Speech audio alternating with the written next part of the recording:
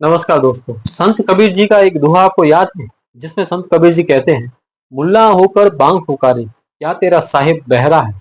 चींटी के पाँव में नेवर बाजे, नेवर यानी कि झांझर। चींटी के पाँव में नेवर बाजे तो भी साहिब सुनता है। और ये जो दोहा था, संत कबीर जी ने कब कहा था, और इस दोहे के बाद उनको क्या सहन करना पड़ा, और क्यों राजा ने उनको फांसी की सजा दी, ऐसी ये कहानी है जो आज इस वीडियो के माध्यम से मैं आपको सुनाना चाहता हूँ। तो पूरा वीडियो ध्यान से देखिएगा कि संत कबीर जी ने ये दुआ दिया और इसके बाद उनके साथ क्या हुआ, तो इस वीडियो में पूरा आपको जानने मिलेगा। तो आइए शुरू करते हैं इस वीडियो को। और मेरा नाम है गोपाल महेश्वरी और टिकता है चैनल में आपका स्वागत है। और चलिए ये वीडियो पूरा आज स्टार्ट करते हैं। तो संत कबीर जी एक दिन अपने घर से आ रहे थे।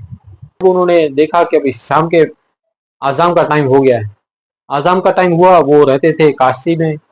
और काशी में आपको पता ही होगा कि तब मुगल शासन था और मुगलों का शासन था और हर जगह पर मस्जिदें थी। तो तब मस्जिद में आज़ाम का टाइम हो गया। अभी सिचुएशन देखिए, वहां पर एक तो काशी में ब्राह्मणों का भी बहुत वर्चस्व था और वहां पर मुगल शासन था। और उनके बीच में खड़े रह के किसी के बारे में आलोचना करना कितनी बड़ी बात होती है। और वो संत कबीर जी बेझिझक सबके सामने कह देते थे, ऐसे थे संत कबीर जी।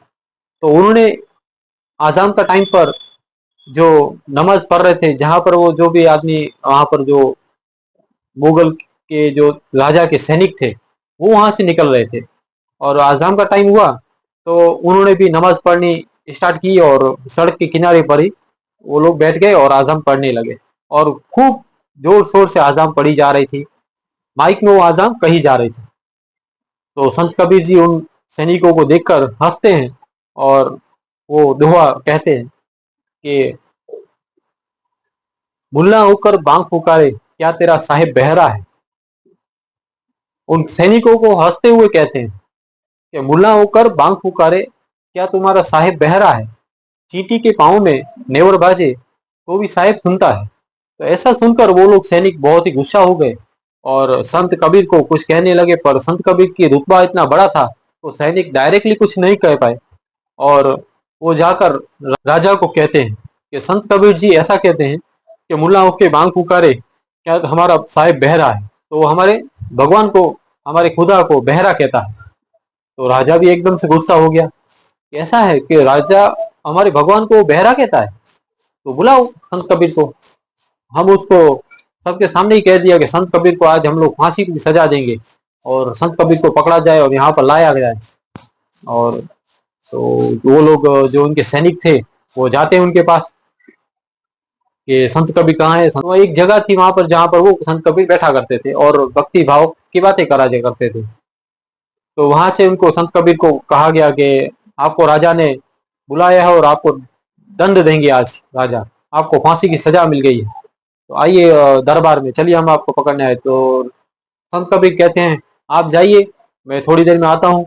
और ऐसा करके उनके साथ बहुत सारे लोग बैठे हुए थे और भक्ति भाव की बातें चल रही थी। तो ऐसा ही, तो उनके जो सैनिक थे वो सैनिक चले गए। और सैनिक जाने के बाद राजा को बोलते हैं कि संत कबीर ने बोला कि वो आ रहे हैं। बोले ठीक है।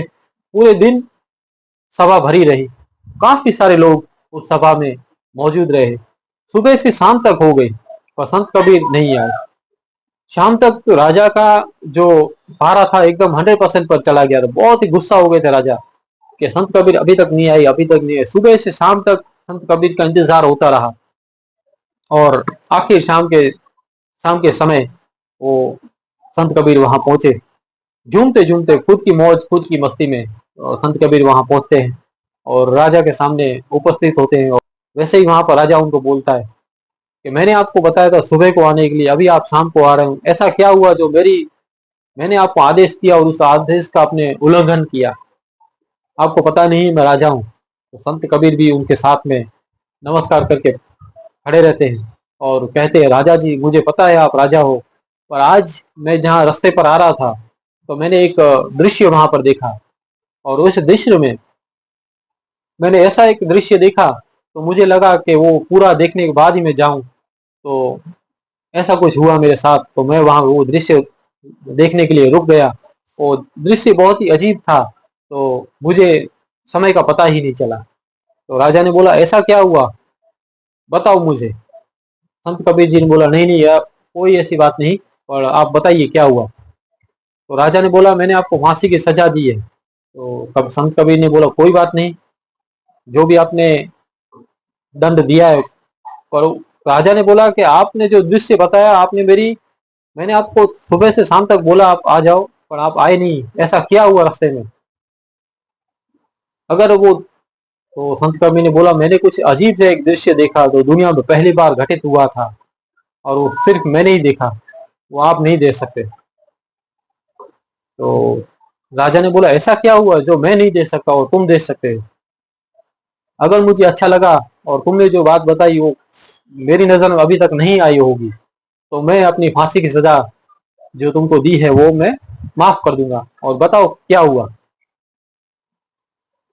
तो संत कबीर जी कहते हैं, राजा जी, मैंने एक दृश्य देखा जिसमें सुई की नोक में एक सुई की नोक थी, उसमें पूरी सेना, एक हाथी, पूरी सेना उस सुई की नोक में से निकल गई, वो मैंने दृश्य देखा। तो राजा एकदम से पागल हो गए, जैसे ही कि ऐसा कैसे हो सकता है कि सुई की नोक में से पूरी सेना और पूरा हाथी निकल जाए। तो राजा ने बोला, ऐसा नहीं हो सकता। संत कबीर जी बोल रहे, ऐसा हो सकता है। और दोनों के बीच में एक बहस हुई।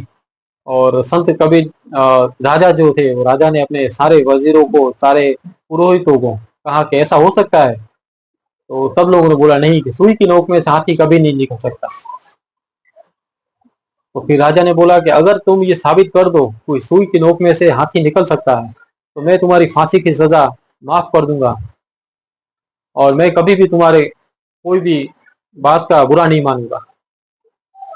आज तुमने जो बताया कि हमारे खुदा को तुमने बताया कि वो कभी सुनता नहीं, और पर ये बात तुमने साबित कर दी कि एक सुई की नोक में से हाथी निकल सकता है, तो मैं समझूंगा तुम ही खुदा हो और तुम ही हर बात समझा सकते हो। तो संत कबीर मुस्कुराते हैं और राजा को कहते हैं कि राजा जी, एक आंख के अंदर, ये जो आंख होती है, राख के अंदर में छोटी सी एक पुतली होती है, वो सुई की नोक से भी पतली होती है, और उस सुई की नोक में से, इस आंख में से आप पूरी दुनिया, पूरा कायनात, हाथी घोड़े तो क्या, पूरी दुनिया आप देख सकते हैं, इतनी है ये सुई की नोक। तो राजा जी ने सिंहासन से उठ जाते होकर संत कबीर के पैरों में पड़ जाते हैं और कहते हैं, मैंने आपको समझने में बहुत बड़ी गलती कर दी, मुझे माफ़ करें।